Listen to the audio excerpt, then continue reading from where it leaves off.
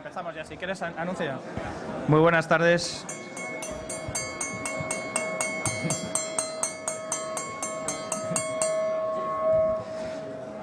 Muy buenas tardes a todos.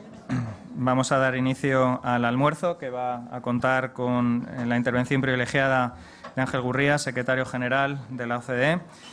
Y lo primero que quiero hacer es agradecer a Ángel Gurría que haya tenido la amabilidad de participar en este encuentro.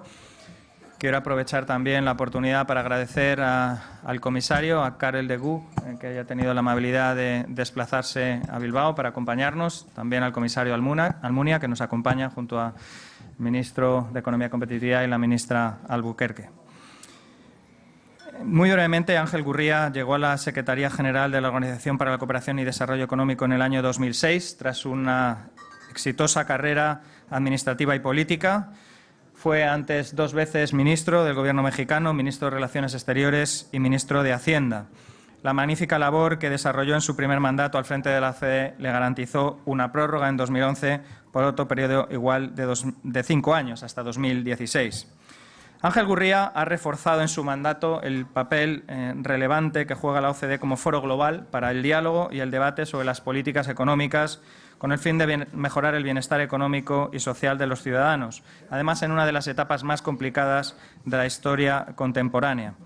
La organización necesitaba de una actualización y puesta al día ante los rápidos cambios que se han venido produciendo en la economía mundial, y Ángel Gurría ha liderado esa transformación con éxito en 3 dimensiones. La primera, abriendo la organización a la nueva realidad en 2 sentidos, ampliando su número de miembros, incorporando a Chile, Estonia, Israel y Eslovenia, que ya son miembros de pleno derecho, y a Rusia, Colombia y Letonia, que se encuentran en negociaciones de adhesión. Y, en un segundo plano, acercando la organización a los grandes países emergentes, a los que ha concedido el Estatuto de Socios Clave: Brasil, China, India, Indonesia y Sudáfrica, cada vez más involucrados en los trabajos de la OCDE. Por otra parte, Ángel Gurría ha conseguido consolidar a la OCDE en un lugar privilegiado de los mecanismos institucionales de gobierno de la globalización. Así, participa activamente en las cumbres del G8 y del G20, a las que nutre de ideas, de propuestas y de recomendaciones, y de los que recibe mandatos para elaborar estrategias y proyectos en diversas materias. Ángel Gurría es además un incansable defensor de las reformas estructurales como condición necesaria para ganar competitividad y poder crecer de manera sostenible e inclusiva, generando empleo de calidad. Ha reconocido además el compromiso decidido del Gobierno español por llevar a buen término su ambicioso programa de reformas, en cuya evaluación ha venido participando la OCDE en los ámbitos laboral y de la Administración. Así que, Ángel, muchísimas gracias por haber tenido la amabilidad de estar con nosotros hoy aquí en Bilbao. Y estamos deseando escucharte en esta presentación: Reformas en Europa, avances y desafíos. Muchas gracias.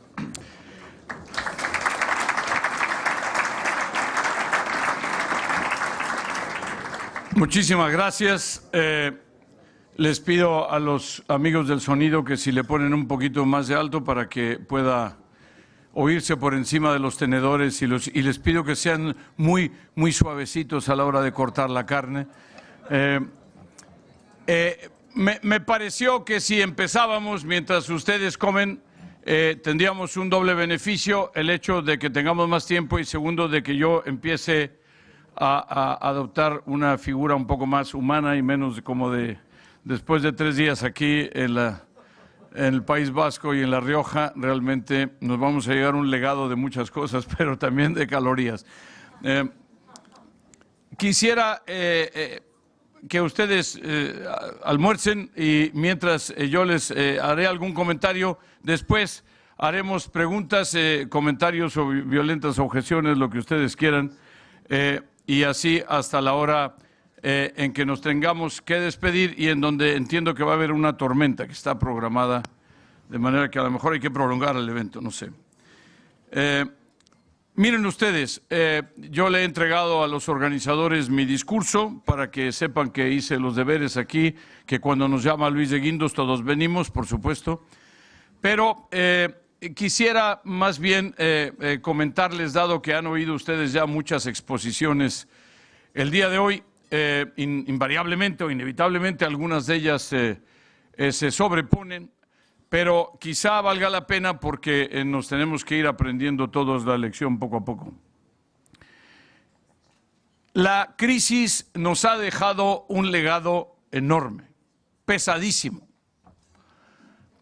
Nos ha dejado un legado cuando menos de cuatro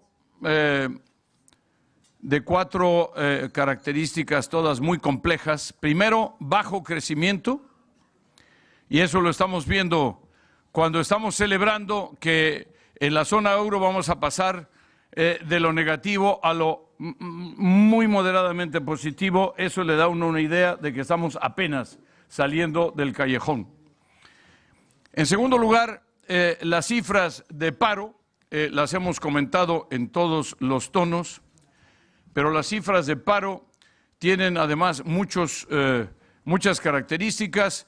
El 8% de promedio de la OCDE, el 7,6 o el 7,5, aproximándose a los niveles en donde la Reserva Federal había dicho que era el límite para detonar una nueva política monetaria.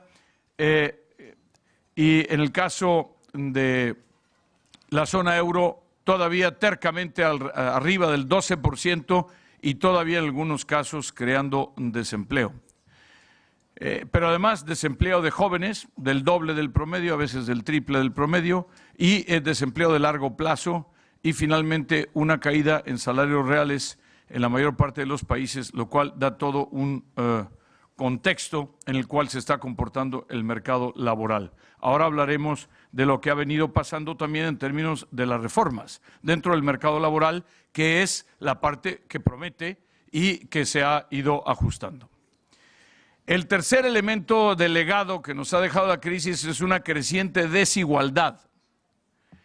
Y este tema de la desigualdad, como ya veremos, no solo es un asunto aritmético, ni trivial, ni de narrativa, ni siquiera ético o moral, tiene profundas implicaciones de tipo económico.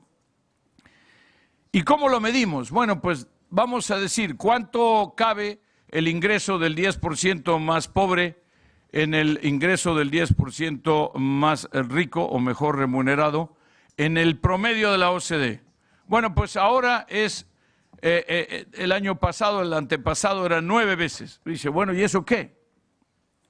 Pues resulta que era 7 veces hace una generación. Eso quiere decir que la desigualdad medida así ha aumentado entre el 30 y el 40%, quiere decir a una velocidad enorme. ¿Y qué tanta velocidad? La desigualdad ha aumentado más entre los 3 primeros años de la crisis, 8, 9, 10, que en los 12 años anteriores en que ya venía creciendo. ¿Y dónde fue que creció más? Por todos lados, con unas mínimas excepciones, las cuales ya tenían niveles de desigualdad muy altos, como el país mío. Estados Unidos 14 veces, 15 veces. Los países más iguales, Alemania, Dinamarca, Suecia, pasan a 7 veces, que es mucho mejor que 9 del promedio, pero estaban en 5 o 6. Otra vez, en la mala dirección. Quiere decir que es un fenómeno que está afectando a toda la sociedad, y no es que nadie pida que haya igualdad de resultados, pero ciertamente lo que todo el mundo pide es que haya igualdad de oportunidades. Y es claro que hoy la crisis ha sido factor fundamental para que no haya esa igualdad de oportunidades. ¿Y cuál es un cuarto elemento? Tenemos poco crecimiento, tenemos alto desempleo, tenemos desigualdad creciente. El país mío, por cierto, hablando de desigualdad, Chile, México, los países latinoamericanos de la OCDE 25 veces en lugar de 9, Brasil 50 veces, Sudáfrica quizá 3 dígitos, para dar una idea de cómo andan las cosas. Pero hay otro legado brutal, y es el hecho de que se ha perdido la confianza, se ha perdido la fe en las instituciones que hemos creado a lo largo de los últimos 50 o 100 años. Y eso implica a los presidentes, los primeros ministros, los partidos políticos, las multinacionales, el sistema bancario, y los organismos internacionales, todos por igual. Nos ha cargado la crisis a todos el tema de la confianza. Y la implicación práctica que esto tiene es que se vuelve doblemente difícil que las políticas públicas que se proponen y que se adoptan, porque la gente toda está remando para sí, nada más. Toda está tratando de protegerse a sí misma. De hecho, prácticamente conspirando en contra de las soluciones de tipo colectivo. ¿Por qué? Porque no tienen confianza en que estas instituciones estén en capacidad de resolver sus problemas. Este es el legado de la crisis y es el contexto en el cual estamos haciendo todo lo que hoy está pasando, y venimos a Bilbao a decir que estamos mejor que el año pasado y que no hubiéramos el año pasado poder haber hablado en los términos en que estamos hablando hoy, efectivamente. Pero ese es el contexto. En segundo lugar, ¿cuál es un poco la película de lo que está pasando? Bueno, pues que el motor del crecimiento y los cilindros del motor del crecimiento, vamos a suponer que es un motor europeo, porque solo tiene 4 cilindros, ¿no? Si no, sería un gas Gosler ahí, americano, ¿no? ¿Y cuáles son los cilindros del motor de crecimiento? Pues, ¿qué les parece? Hoy hablamos ya del crédito. En la OCDE, año 2013, todavía flat. En el ámbito europeo, todavía ligeramente negativo, sobre todo con el tema de pymes, en fin. Qué bueno que estemos en recuperación, pero ciertamente las cifras todavía están, igual que el crecimiento, saliendo apenas de los números rojos. ¿Qué otro elemento se imagina uno que puede ser detonador? Bueno, pues ¿qué les parece la inversión? Pues la inversión está como a la mitad del dinamismo y de la velocidad a la que normalmente tendría que estar funcionando para que la inversión sea un detonador del crecimiento. ¿Y qué les parece el comercio? Que el comercio es siempre un gran motor. Pues resulta que el crecimiento está otra vez como a la mitad y estamos con pequeños éxitos como lo que hubo en Bali, pero todavía con grandes problemas y muy atoradas las grandes negociaciones comerciales. Acabamos de ver en Singapur que la negociación de los americanos y los asiáticos se declaró por lo pronto sin concreción. Se fueron todos a sus casas para otra vez rediseñar los enfoques. Hay cosas interesantes. La Alianza para el Pacífico, por ejemplo, México, Chile, Perú, Colombia y ahora como 15 países europeos que han pedido adherirse y otros más que están avanzando más rápido de lo que jamás se avanzó y jamás se imaginó que se pudiera avanzar en el ámbito de América Latina, un proceso de integración. Pero son cosas que están pasando o que van a estar pasando en los próximos meses. En general, insisto, esos cilindros siguen a medio vapor. Y otro cuarto cilindro, que era el tradicional, los BRICS, los países China, India, Sudáfrica, Indonesia, Rusia y Brasil, etcétera, y que también, con excepción de China quizá, están pasando por un momento complicado y además a los cuales se les está complicando la vida un poco más por el tema del cambio de políticas de la Federal Reserve con motivo de el asunto del famoso tapering. Esta es la situación a la cual se enfrentan los que tienen que hacer políticas económicas hoy. Y estamos hablando, como me comentaron o me decían, ¿por qué no platicas un poco de cómo ves Europa? Es un poco lo que poníamos hace un momento, esto está en la web, está en el... Eso lo presentamos con Dijsselbloem y con el ministro de Guindos y con la ministra Albuquerque y con el ministro Noonan hace pocos días en Bruselas en un seminario que hubo precisamente sobre el tema de la competitividad y la productividad en Europa. ¿Y qué es lo que uno tiene como instrumentos para poderle hacer frente a estos problemas? Dice uno, bueno, pues, a ver, una política monetaria muy agresiva, que los bancos centrales se pongan a ver. Y dice, oiga, ¿y eso qué no es lo que hemos venido haciendo ya como hace 5 años? Oiga, pues sí. Y el Bernanke, ¿no? Y todos los que han estado y los que han venido, los que han cambiado, es lo que han venido haciendo. Gracias a los bancos centrales. Tenemos mucho que agradecerles a los bancos centrales, sobre todo a la Reserva Americana, después siguió los ingleses, los europeos y ahora los japoneses, que han entrado con enorme entusiasmo al tema. Pero lo que pasa es que ya se han agotado el parque, las municiones. Tan es así que la Reserva Federal ya está en la reversión de las políticas. ¿Por qué? Porque no podía estarle poniendo $1 trillion, $1 trillón de dólares en inglés, cada año más al balance, que eso implicaba comprar 85,000 millones de dólares de papel de la deuda americana o de hipotecas en los Estados Unidos.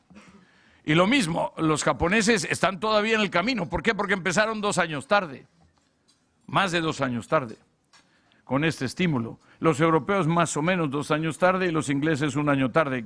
Entonces cada quien va terminando su tarea conforme esas demoras. Los Estados Unidos ya van de regreso porque ellos empezaron primero y empezaron a corregir primero y empezaron a corregir de manera más decisiva y más clara primero. Son un solo país. Es mucho más fácil en Estados Unidos que en el ámbito europeo.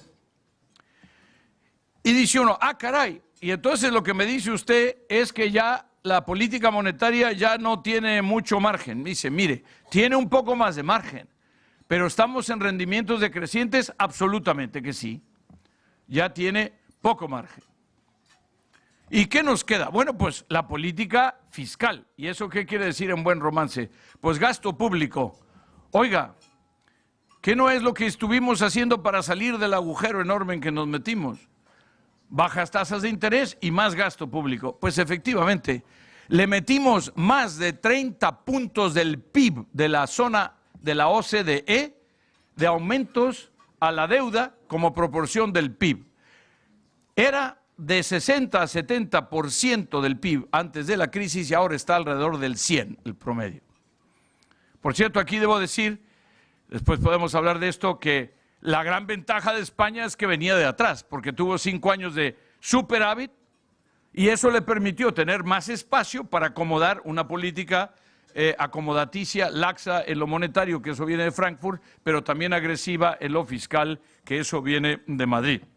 Y había espacio porque durante esos 5 años se había creado el espacio y la deuda sobre PIB de España era menor. Ahora ya estamos con la familia, acercándonos a los promedios, pero bueno, el hecho es que de otra manera estaríamos ahora en niveles italianos o en niveles qué sé yo, ¿no? Y no estamos ahí todavía.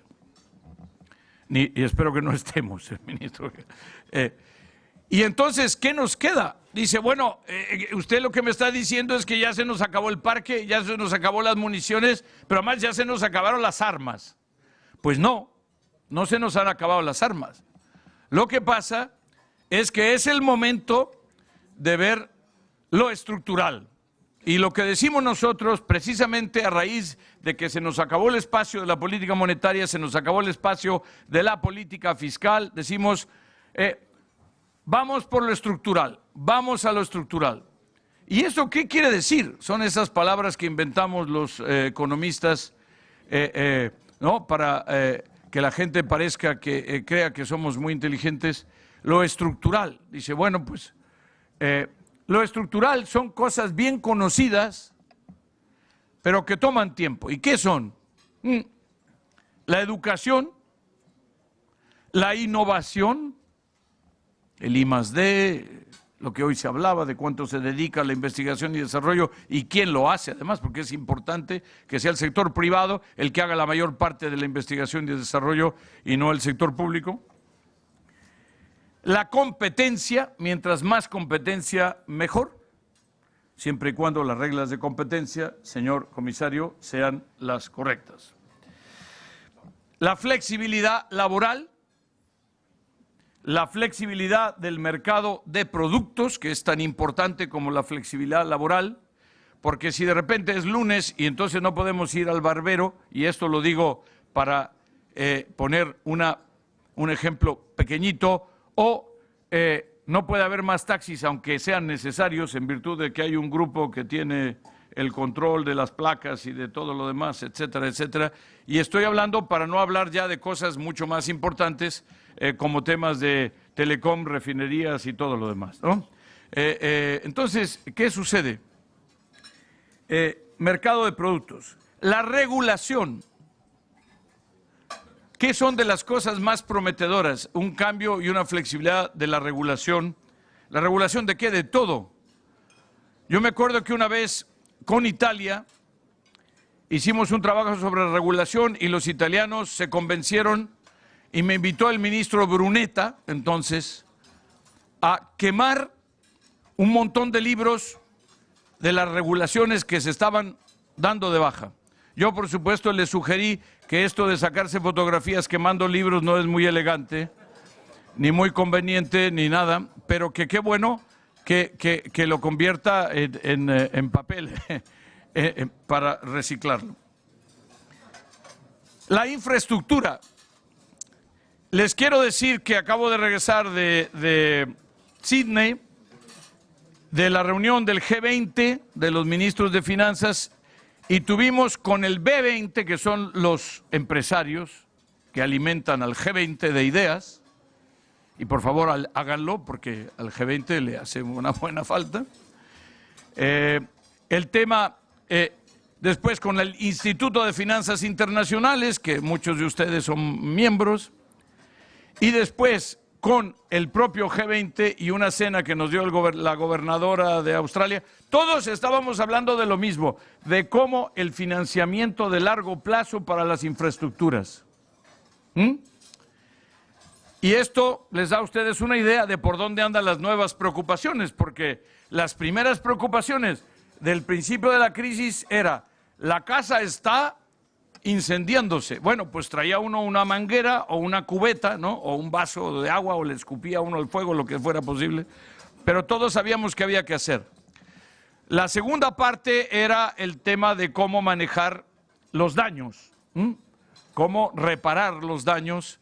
Y tercero ahora es, por primera vez, cómo podemos volver a pensar en el crecimiento, que es lo que hoy también estamos haciendo aquí por primera vez, y no hubiera sido posible, como se dijo, hablar en esta forma hoy de las posibilidades del crecimiento futuro, de cómo sentar las bases del crecimiento futuro.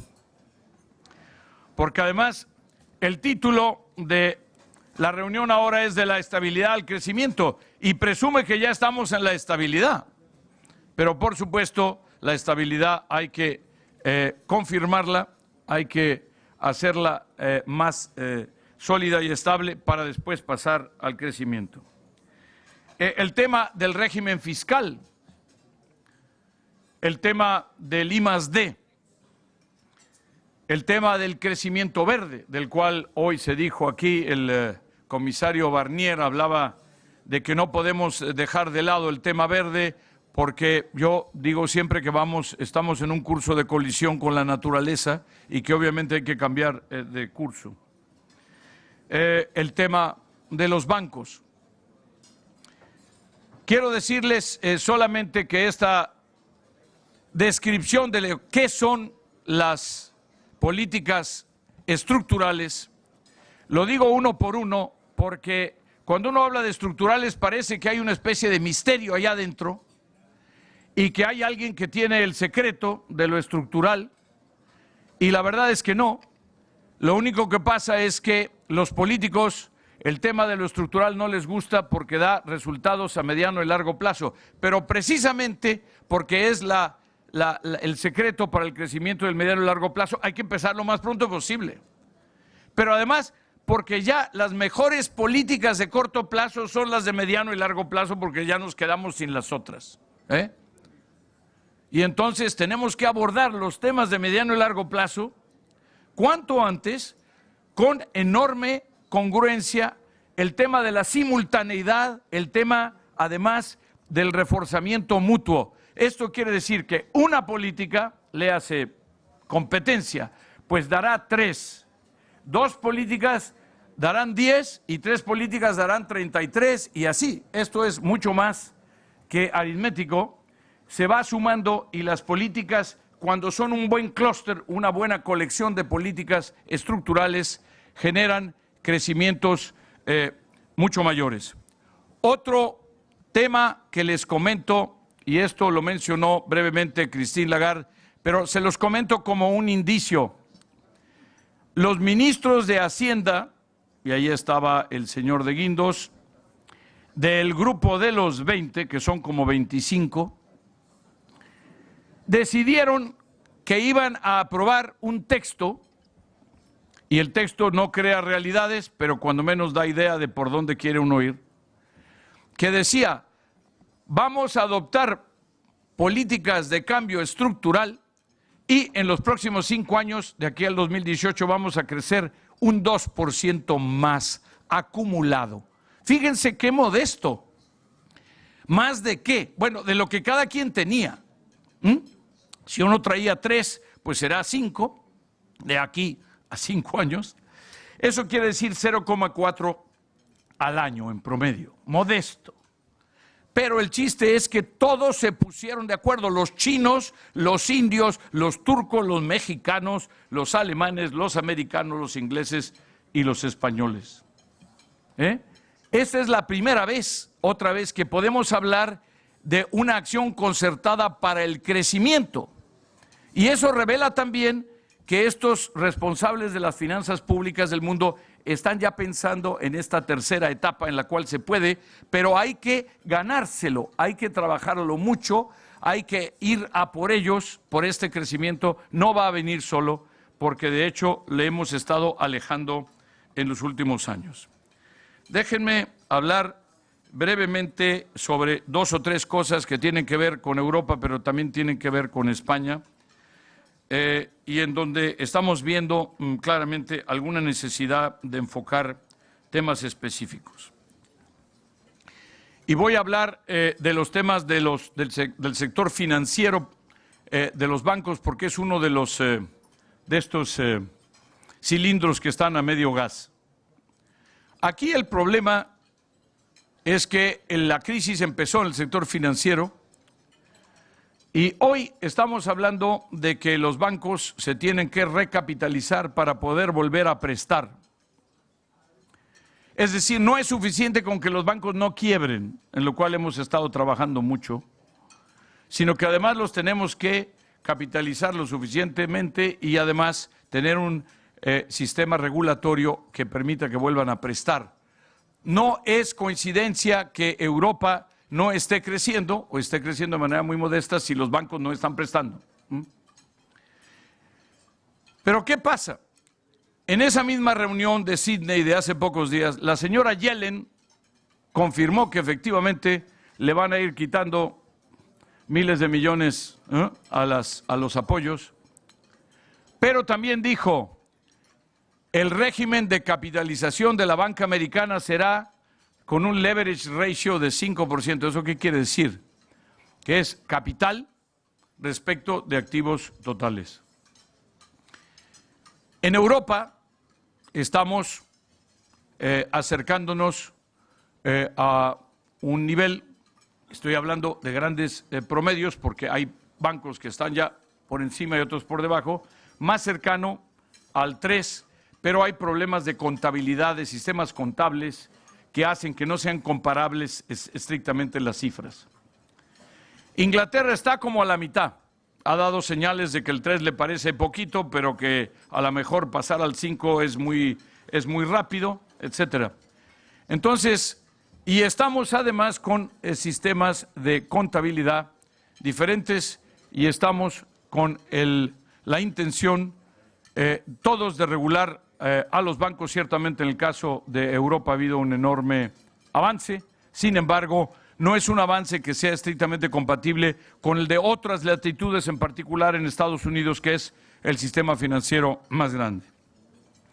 Este es un asunto, simplemente lo dejo como para anotarlo, falta ahí congruencia entre el G20 y los principales centros financieros y Europa no es la excepción. Déjenme decirles que durante el año 2014 habrá los llamados stress tests, precisamente para comprobar bajo qué escenarios o qué tan preparados están los bancos europeos para resistir escenarios muy difíciles, y eso sin duda es muy positivo. Pero después, déjenme hablarles de manera muy concreta y muy específica de temas que son europeos y españoles. El tema de las reformas laborales, y aquí decirles con Fátima Báñez, estamos terminando una evaluación de las reformas laborales en España en los últimos años que vamos a dar a conocer en los próximos meses. Y por otro lado, el tema de las administraciones públicas en todos los países de Europa, la desregulación, en donde en el caso de España en particular con Soraya Sáenz de Santamaría estamos trabajando en un documento muy amplio, muy ambicioso sobre cómo modernizar y cómo evaluar las políticas que ha anunciado el gobierno español en materia de administración pública. Así que estamos trabajando con muchos países europeos, pero estamos trabajando con España en estos temas particulares y por lo tanto se los quería yo mencionar a ustedes. Voy a terminar con un comentario que ustedes han oído muchas veces, pero que no por eso deja de tener mérito, porque yo lo aprendí aquí, y esto de que había que pasar del ladrillo a la neurona, siempre me ha parecido muy importante, porque es precisamente el gran reto de España. Lo que es muy difícil es entender cómo fue que España se mantuvo tanto tiempo siendo un país tan europeo, solo con el ladrillo como principal motor. Pero la verdad es que no fue así, porque algunas de las empresas que están sentadas alrededor de estas mesas crecieron y se hicieron mundiales, no solo grandes, importantes en Europa, sino en el mundo, durante ese periodo. Sin embargo, lo que faltó es que hubiera más. Y segundo, que la economía española se hubiese hecho más compleja, se hubiese hecho mucho más dependiente del conocimiento que de la mano de obra que se importó a 500.000 de trabajadores por año por barajas legalmente de la América Latina, no de las pateras de África, y que yo decía, bueno, ¿y por qué vienen tantos ecuatorianos y tantos salvadoreños y tantos guatemaltecos y por qué no invitan a los mexicanos, ¿no? Porque a nosotros nos teníamos que colar a Estados Unidos y no éramos muy bienvenidos, pero bueno, no sé por qué no había, pero bueno, el hecho es que muchos de estos millones, 4 o 5 millones que vinieron en este periodo de 10 años, aquí prácticamente no había migración en el mercado de trabajo, ahora están sobre representados entre los que están en paro. Es decir, hay un porcentaje mucho mayor de los parados de lo que representan estos señores como proporción de la población. Y por otro lado no se van. ¿Cómo se van a ir? ¿Por qué? Porque la promesa en sus países no es precisamente hoy muy grande, mucho mejor. Y entonces, ¿qué sucede? Que se han quedado por aquí. Primero, porque se han acogido, cuando menos algún tiempo, a los beneficios del desempleo. Y por otro lado, porque hoy alguien hablaba aquí, ¿quién era el que decía? No sé, que decía, no, yo siempre que hablo, ¿era el señor Alierta o quién era? El que decía, yo cuando hablo del desempleo aquí, siempre digo que es mucho menor que lo que dicen las cifras, ¿no? ¿O quién era? Paco González, Paco. Tiene razón, seguramente hay una enorme cantidad de trabajo en negro, como dicen en España, en lo cual realmente hace que uno entienda mejor lo que está pasando, porque con estos números de paro habría muchas mayores tensiones. De manera, señoras y señores, que para Europa y para España, estas recomendaciones y estos comentarios Y luego, hoy en la televisión, había dos entrevistadores, una chica que se apellidaba Echeverría y un chico que se llamaba Echeverría. Y luego yo que me llamo Gurría. Entonces yo tengo que hacer un comentario, aunque sea breve, sobre el País Vasco y sobre Bilbao, que estaba yo viendo aquí, que tiene unas cifras muy buenas en términos del PIB per cápita, de los niveles de desempleo y del porcentaje que representa la industria y de cómo están las redes y los salarios medios, de cómo están organizadas las asociaciones de negocios y también de cómo la deuda regional del País Vasco es menor, bastante menor que el de otras regiones de España, y luego de nuestro amigo Iñaki, que comparado, digamos, por comparar, no sé, Madrid, Barcelona y Bilbao, pues resulta que creo que va de 2.000 y tantos a 700 y tantos a 6. Y digo, bueno, pero ¿cómo 6? ¿No? O sea, eso no pinta, ¿no? No, pues no pinta. Dice, por eso es que lo han hecho alcalde del mejor alcalde del mundo, porque no se endeudó. Dije, bueno, pues se lo merece, ¿no? Entonces, yo simplemente quisiera decirles que estamos todos muy agradecidos de esta bienvenida que nos ha dado el gobierno español, sin duda, el País Vasco, Bilbao, el Guggenheim, y que estamos ahora en posibilidad, también mientras ustedes siguen comiendo, de comentarios, preguntas o violentas objeciones. Muchas gracias.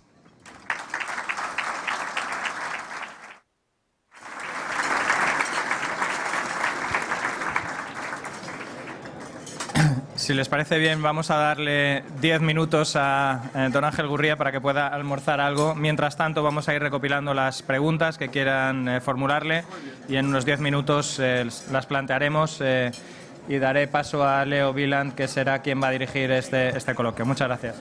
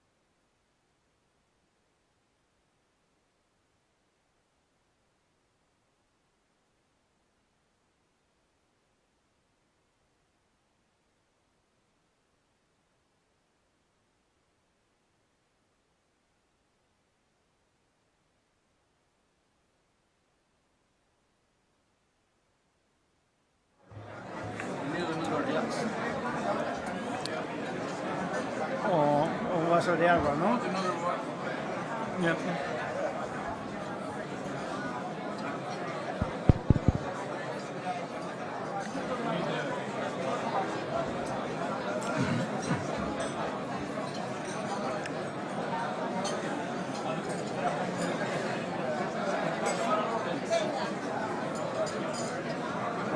Ahora tienes la campaña,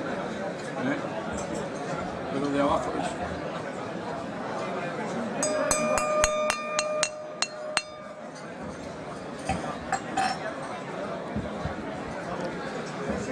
Buenas tardes, señoras y señores. Buen provecho.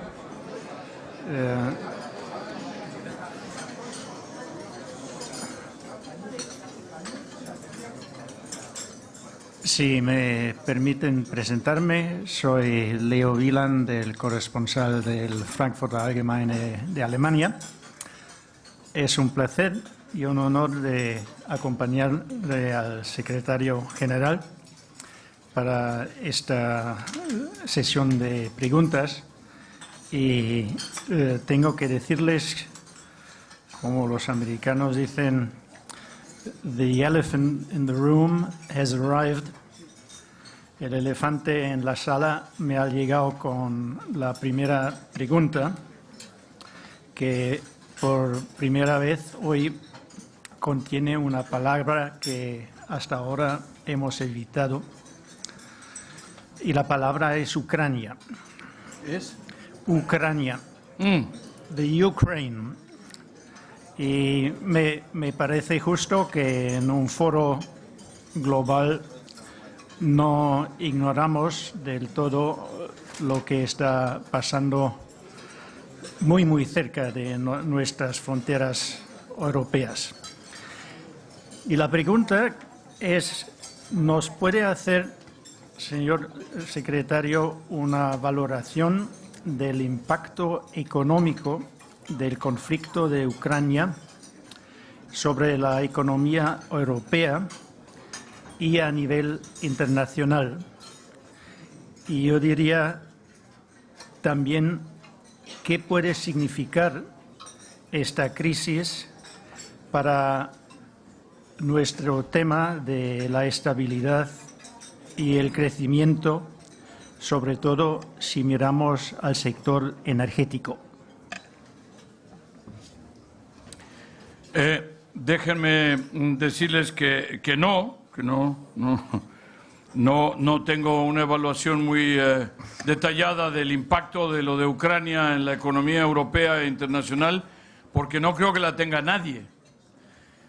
Y porque estamos todavía evolucionando minuto a minuto y porque los diálogos entre los líderes se están llevando a cabo mientras hablamos nosotros mismos y porque esos diálogos empezaron y han continuado y hay algunos líderes que tienen más fluidez y más capacidad para estar dialogando y en otros casos es más complejo. Nosotros la semana pasada tuvimos en la OCDE a Angela Merkel, estuvo con nosotros un par de horas, la primera hora un poco más la pasó hablando de Alemania, de los temas que la OCDE preparamos un documento especial para hablar sobre los retos que enfrenta Alemania, lo mismo que hacemos con el presidente Hollande, con antes Monti, Letta, ahora Renzi, que habíamos hecho con los líderes españoles, con el primer ministro Passos Coelho, ministra Albuquerque, que estuvo con nosotros en la OCDE. La semana anterior había estado el primer ministro de Irlanda y había estado la primera ministra de Noruega. Entonces, estos temas ya se venían poniendo difíciles y con la señora Merkel me acuerdo que tuvimos que ser muy puntuales en su salida, porque 10 minutos después de que salía de la OCDE iba a recibir una llamada del presidente Putin. De manera que esto es sobre Ucrania. El tema era Ucrania. Las cosas se han ido complicando, están muy, muy difíciles. De hecho, es inclusive aventurado hacer algún juicio sobre a dónde van.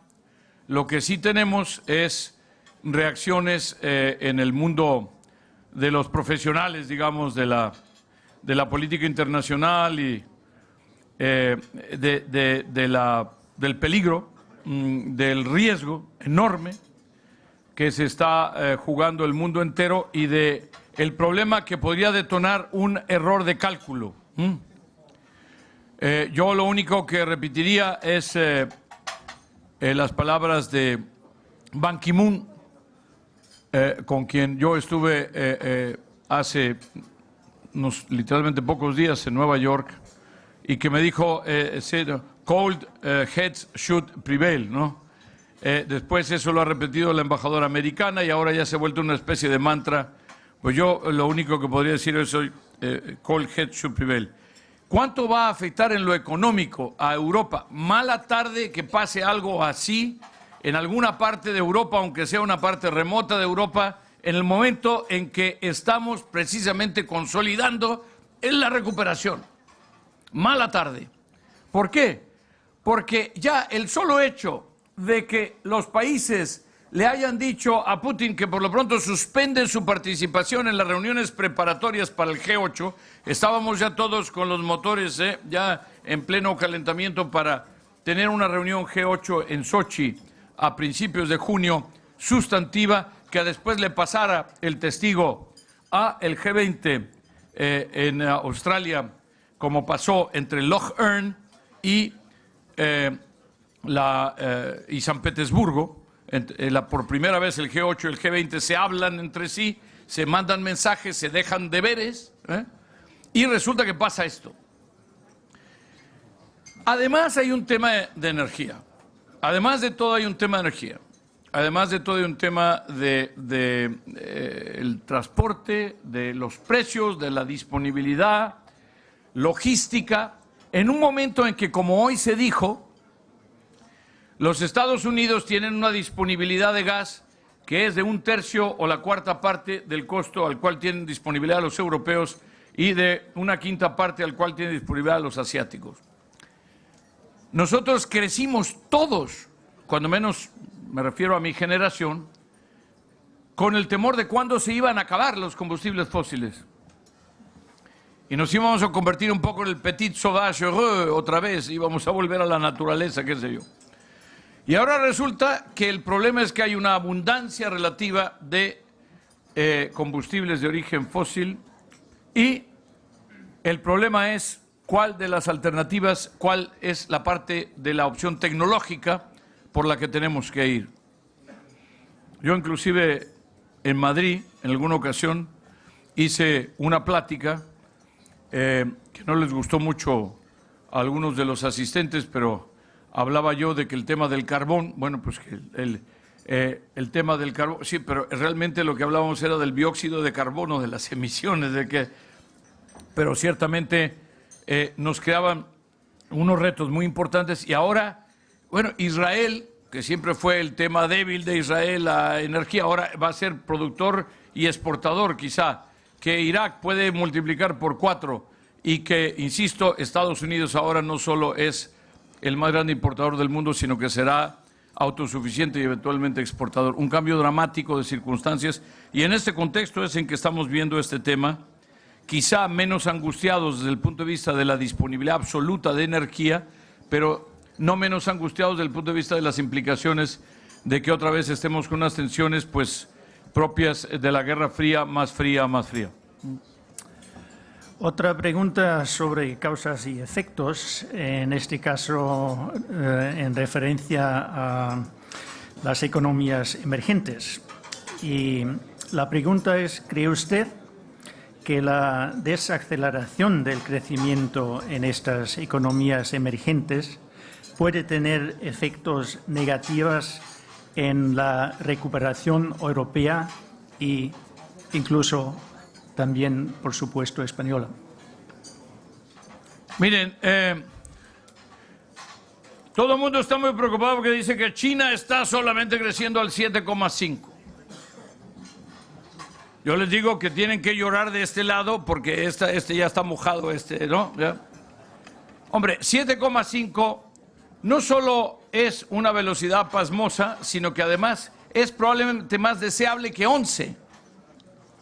Porque cuando estaba creciendo a 11 China, se empezaron a crear una serie de burbujas, una serie de problemas inmobiliarios, una serie de problemas de la bolsa, especulaciones, productos fuera de control. Hay que recordar que el aparato de regulación, de supervisión, e inclusive hasta el Banco Central, en el caso de China, no tiene esa misma cintura, como dicen aquí en España, respecto de los temas de control financiero. Ya ha habido un par de instancias en donde el fondeo de corto plazo se ha ido 10 o 11 puntos por encima, en virtud de que hubo alguna presión que el Banco Central no vio venir necesariamente, y inmediatamente se ha abordado con mucha determinación.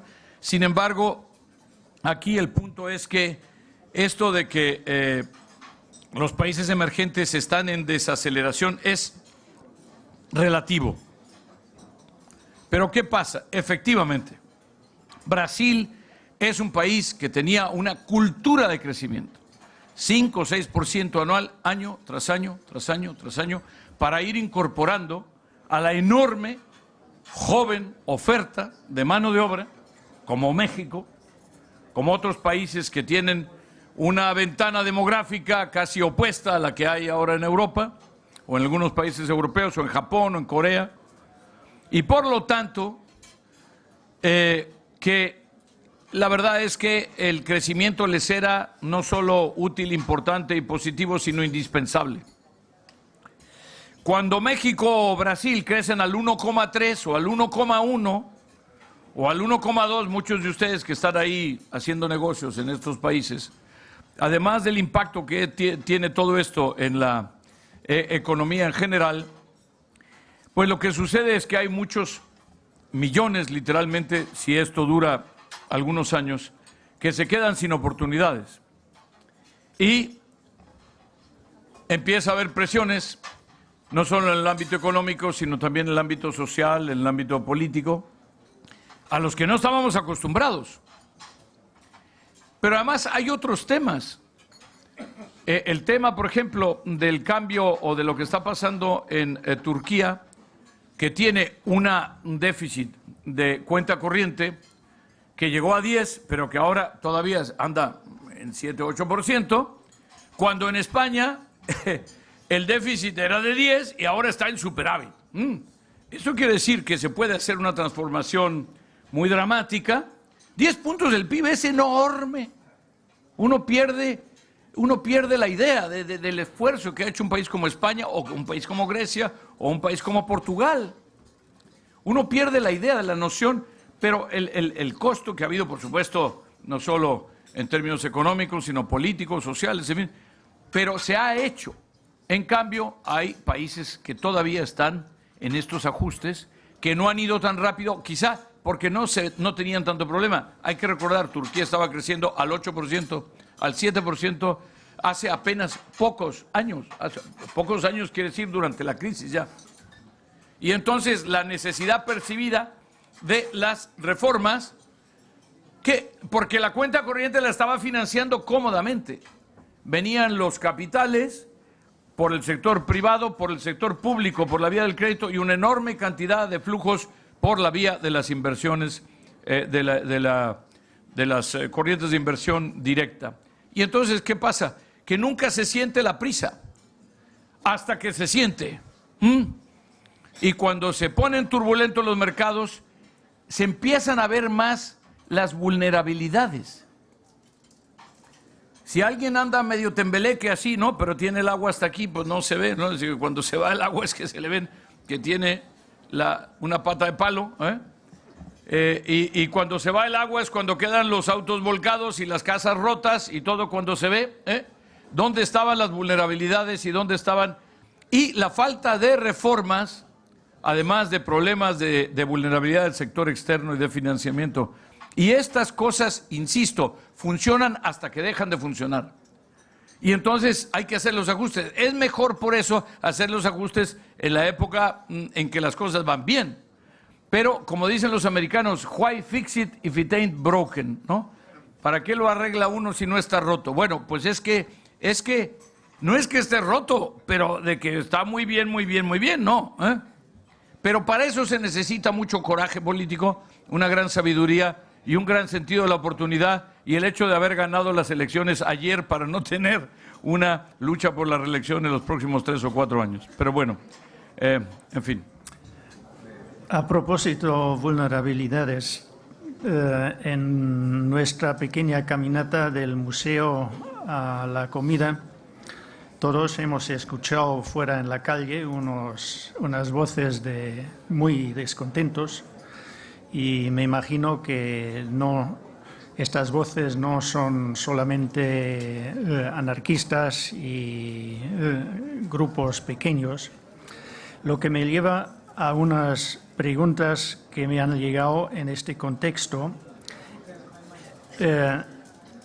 Las consecuencias de las reformas y la brecha social. Usted, como tiene una visión muy internacional, pero es también conocedor de este país, ¿quiere comentarlo un poco? Brecha social, consecuencias de las reformas. Yo no hago juicios sobre estas gentes que están allá afuera en la lluvia y en el frío, expresando su frustración, porque lo que yo dije hace media hora o una hora, no sé qué fue, es precisamente que no hemos podido entregarle a esta gente la opción, pero sí les prometimos que si iban a la universidad 1 año más, o 2 años más, o 3 años más, o iban a la escuela técnica 2 años más, les íbamos a dar no un diploma, sino un trabajo. Y un trabajo bien remunerado y opciones para que fueran mejorando en la vida. Y hoy con el diploma pues no se pueden tapar ni de la lluvia. Y entonces no nos debe de extrañar.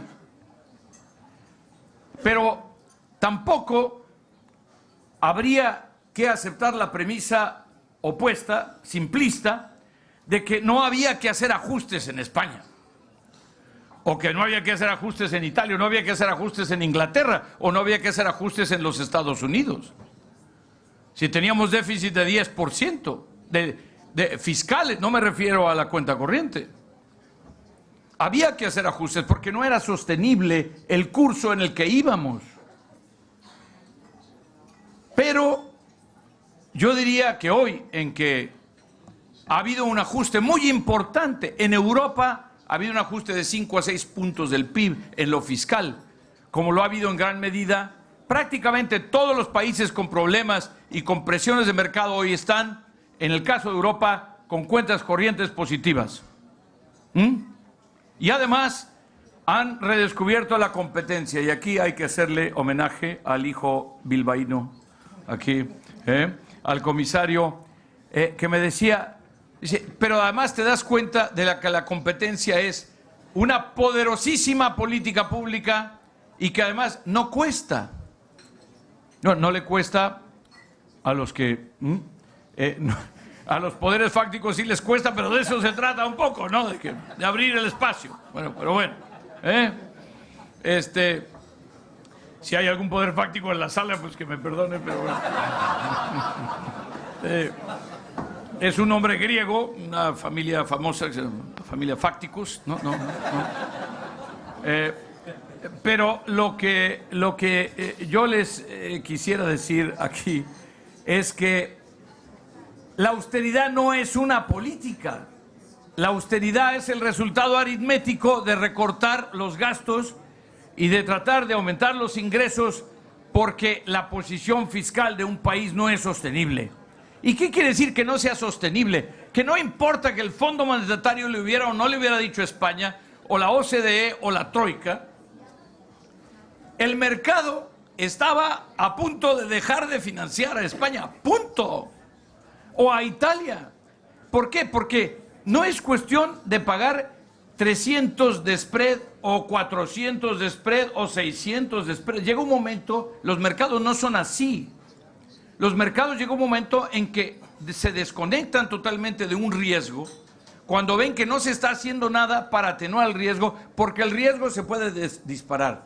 Y como desde hace muchos años ya nos convencimos de que los países, efectivamente, si son poco prudentes, pueden tener enormes problemas, y el caso de Grecia, hemos visto ya las consecuencias, En el caso de Chipre hemos visto ya las consecuencias y las presiones brutales a las cuales fueron sometidos en cuestiones de mercado otros países en la propia Europa, lo que pasó en Argentina hace algunos años y volvió a pasar después en Argentina algunos años después, etcétera, o los que hemos vivido eso en carne propia, porque en América Latina se nos fue la mano y también teníamos nuestra época de la gran moderación, acceso al mercado a tasas muy bajas y con el pecado original, en una moneda distinta que la nuestra porque no teníamos suficiente profundidad el mercado financiero nuestro. El momento, como no usamos eso para invertir y exportar o para vender petróleo, sino para generar inversiones locales,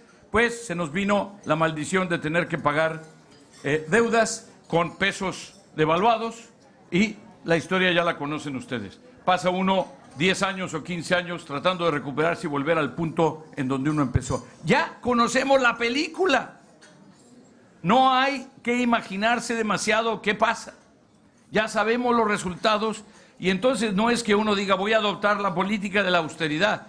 Voy a hacer lo único que tengo que hacer y lo único que puedo hacer para evitar que vaya uno en un rumbo de colisión con la pared.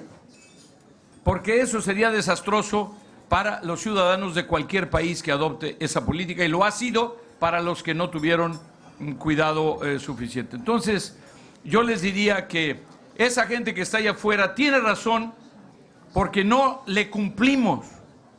Esa gente que está afuera no le entregamos lo que le ofrecimos que le íbamos a entregar. Pero también hay que decir que nunca es tarde, que se están recomponiendo las políticas precisamente, entre otras cosas, para darles las oportunidades que hasta ahora no les hemos podido dar.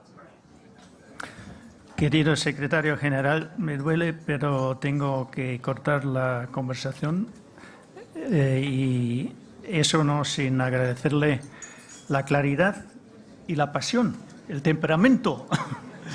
Muchas gracias y... Gracias a todos, gracias.